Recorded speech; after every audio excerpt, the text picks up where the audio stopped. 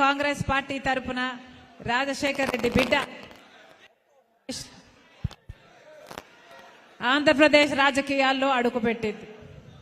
కేవలం మీకోసమే.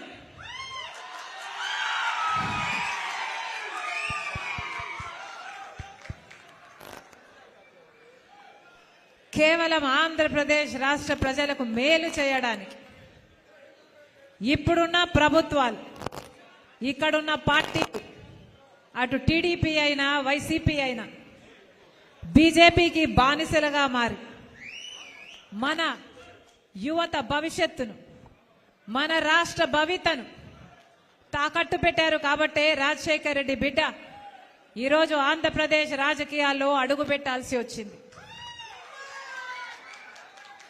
తెలంగాణ నాకు మెట్టినిల్లు అయితే ఆంధ్రప్రదేశ్ నా పుట్టినిల్లు.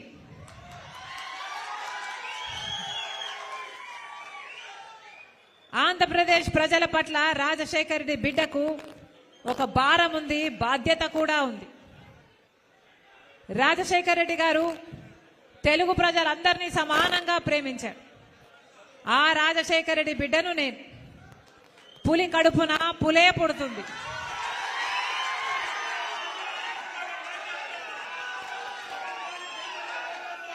ఆ రాజశేఖర్ రెడ్డి గారి రక్తం, ఆ రాజశేఖర్ రెడ్డి గారి రక్తం ఈ ఒంట్లో ప్రవహిస్తుంది. అందుకే ఆ రాజశేఖర్ రెడ్డి బిడ్డ, వైఎస్ రాజశేఖర్ రెడ్డి బిడ్డ, ఈ వైఎస్ షర్మిల ఆంధ్ర రాష్ట్ర ప్రజలకు మళ్ళీ న్యాయం జరగాలని, ఆ రాజశేఖర్ రెడ్డి బిడ్డ ఈ వైఎస్ షర్మిల ఆంధ్ర రాష్ట్ర ప్రజలకు ప్రత్యేక హోదా రావాలని, పోలవరం ప్రాజెక్టు రావాలని, బిడ్డలకు ఉద్యోగాలు రావాలని, ఈ ప్రజలకు మేలు జరగాలని ఈరోజు రాజశేఖర్ రెడ్డి బిడ్డ ఆంధ్రప్రదేశ్ రాజకీయాల్లోకి అడుగుపెట్టింది. ముప్పేటి దాడి చేస్తున్నారు నా మీద, అన్ని వైపుల నుంచి దాడి చేస్తున్నారు నా మీద.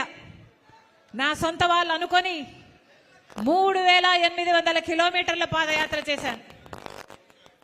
నా బిడ్డలను, నా ఇంటిని పక్కన పెట్టి వైసీపీ పార్టీని ఒకప్పుడు నా భుజస్కంధాల మీద వేసుకొని నిలబెట్టాను.